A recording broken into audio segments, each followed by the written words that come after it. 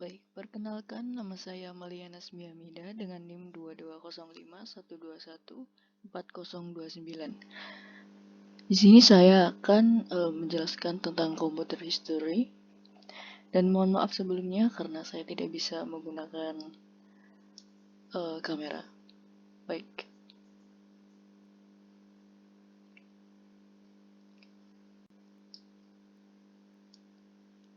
Di sini apa yang kita bakal discuss? Yang pertama ada penjelasan tentang komputer, yang kedua bagaimana proses terbuatnya, yang ketiga bagaimana komputer di zaman sekarang. Baik, penjelasan komputer. Komputer dijuluki oleh seorang ahli di bidang aritmatika, baik dengan menggunakan alat hitung maupun tidak.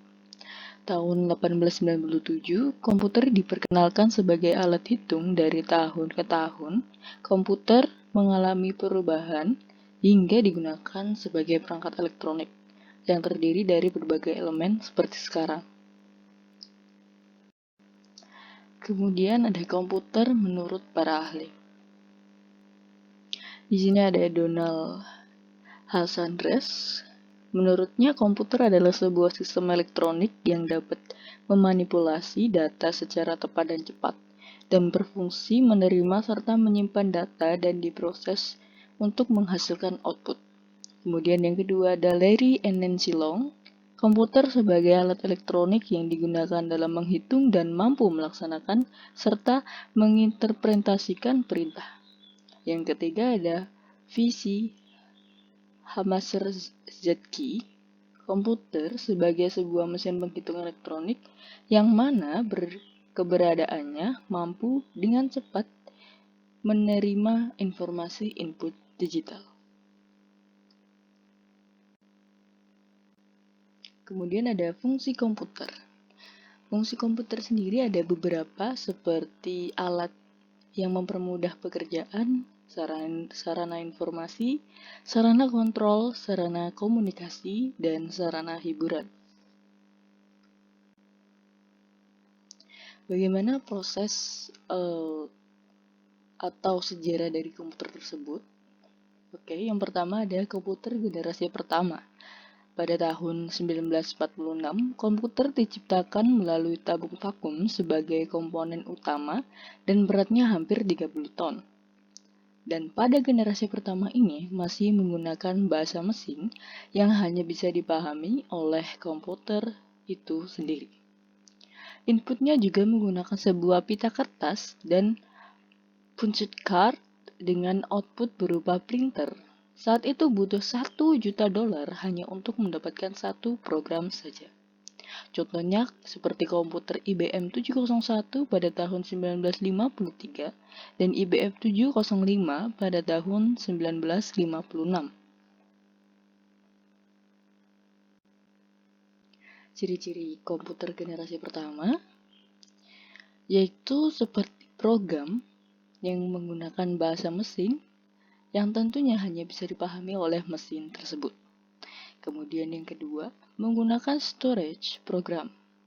Yang ketiga, komponen yang digunakan adalah tabung hampa udara. Yang keempat, ukuran fisiknya sangat besar sehingga memakan banyak daya listrik. Yang kelima, dapat disimpan pada magnetic tape dan magnetic disk. Kemudian berlanjut ke generasi transistor atau generasi kedua. Generasi tabung vakum ini mengalami perkembangan sehingga tergantikan oleh teknologi transistor sebagai komputer utamanya, yang mulai digunakan pada tahun 1959 sampai 1965. Dibuat dengan memiliki kelebihan daripada generasi pertama, yaitu ukuran yang sedikit lebih kecil, tidak terlalu panas, dan resiko kegagalan yang cukup kecil. Generasi ini juga sudah tidak menggunakan berbagai bahasa mesin dan menggantikannya dengan bahasa Fortran serta bahasa COBOL. Contohnya seperti komputer PDP-5 dan PDP-8 tahun 1963.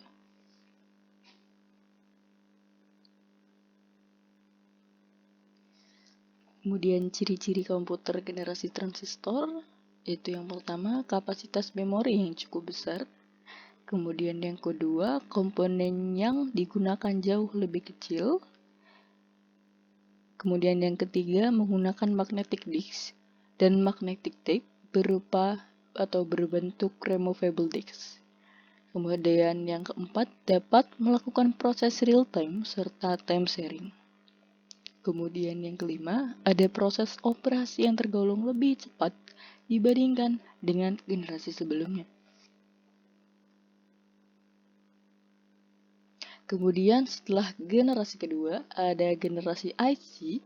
Generasi ini disebut juga sebagai generasi ketiga, berbentuk transistor. Bentuk transistor pada komputer ini diperkecil dan diletakkan di IC secara bersamaan dengan beberapa resistor serta kapasitor.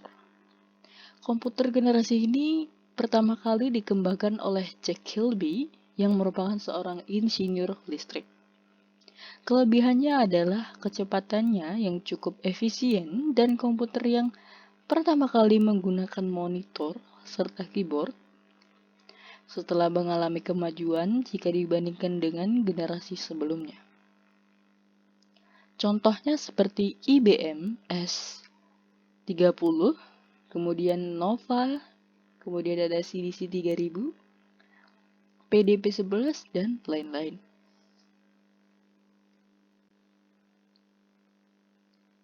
Kemudian ciri-ciri komputer generasi ketiga.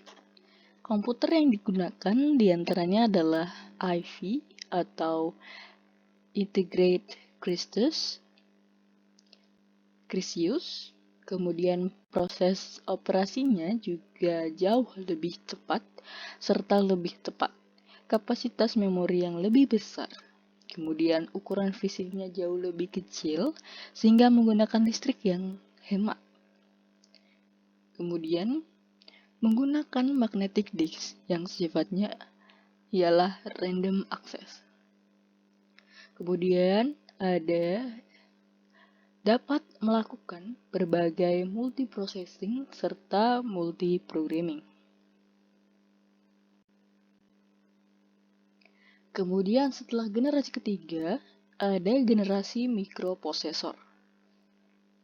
Generasi mikroprosesor pertama kali dibuat oleh IBM pada tahun 1971, kemudian pada tahun 1984 perusahaan Apple meliris Macintosh.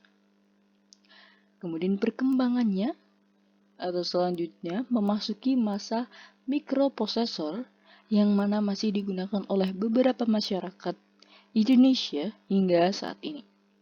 Dengan generasi mikroprosesor ini, lahirlah juga internet. Tampilan monitornya juga masih menggunakan satu warna atau green color. Setelah itu, dikembangkan juga sebuah chip dengan memori komputer. Contohnya, seperti IBM Pentium 2, Apple II, IBM 370, IBM PC 386, dan masih banyak lainnya. Kemudian ciri-ciri generasi mikroprosesor. Yang pertama, memakai Large Scale Integration atau LSI yang berasal dari pemadatan ribuan IC yang kemudian diubah menjadi chip. Yang kedua, memakai mikroprosesor yang bentuknya berupa chip yang berfungsi untuk menjadi memori komputer. Yang ketiga, dikembangkan dengan Very Large Scale Integration atau VLSI. Kemudian ini ada contoh-contoh dari generasi komputer. Yang pertama, ini seperti tabung hampa udara. Kemudian ada generasi kedua yang lebih kecil dan tidak membutuhkan banyak daya listrik. Kemudian yang generasi ketiga ini adalah komputer yang sudah lebih diperkecil ukurannya, yang menggunakan chip yang mudah untuk digunakan.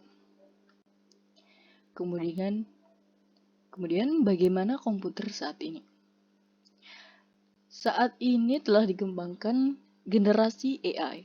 Generasi yang terbaru dapat dikembangkan,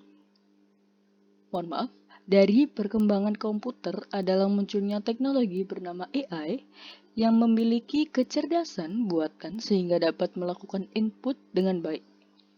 Dengan teknologi ini, kamu juga dapat menginput bahasa yang digunakan dalam sehari-hari dengan menyesuaikan keadaan serta mempelajari lingkungan sekitar. Generasi ini juga disebut sebagai komputer masa depan, kemudian dikembangkan oleh Intel serta Microsoft yang diprakarsai oleh Bill Gates dan merupakan pionir dari standar hardware dan software di seluruh dunia. Kemudian ada ciri-ciri generasi AI. Yang pertama, penggunaan LSI atau Large Scale Integration yang kemudian disebut juga sebagai Bipolar Large Scale Integration. Yang kedua, menggunakan mikroprosesor serta semikonduktor yang berbentuk chip untuk penggunaan memori komputer.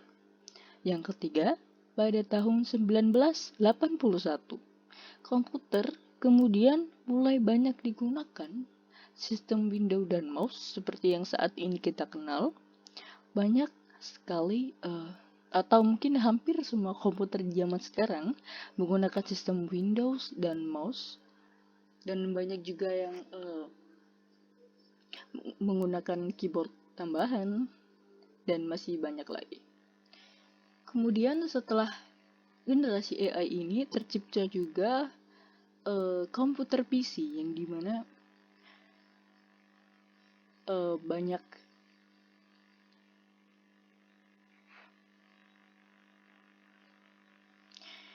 banyak peneliti yang selalu mengembangkan di dalam komponen-komponennya agar lebih mudah dan memiliki spek atau kegunaan atau juga kelebihan yang lebih dan lebih agar teknologi dapat berkembang lebih besar lagi.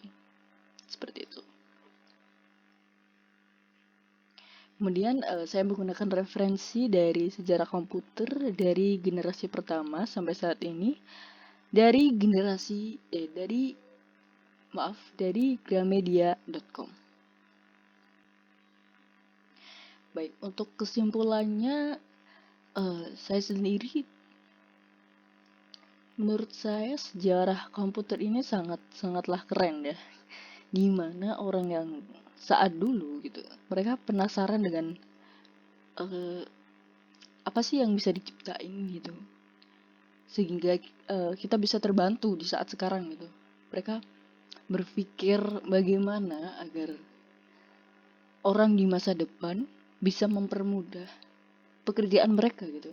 Akhirnya mereka membuat sebuah terobosan, dan waktu itu juga masih dalam keadaan masih dalam keadaan perang ya, sehingga mereka selalu tekan untuk membuat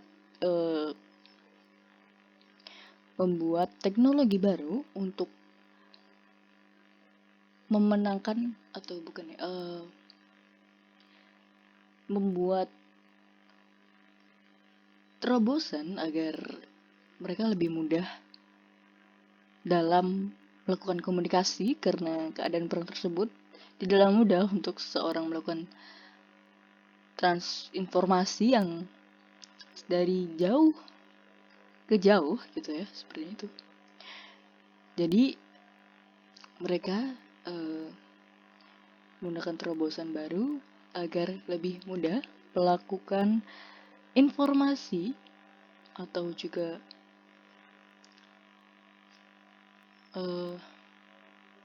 komunikasi agar lebih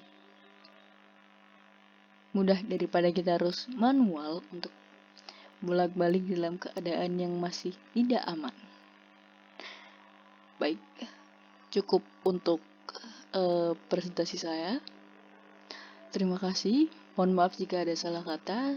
Saya juga belajar untuk mengerti lebih jauh bagaimana sih komputer itu terbuat. Baik, terima kasih. Wassalamualaikum warahmatullahi wabarakatuh.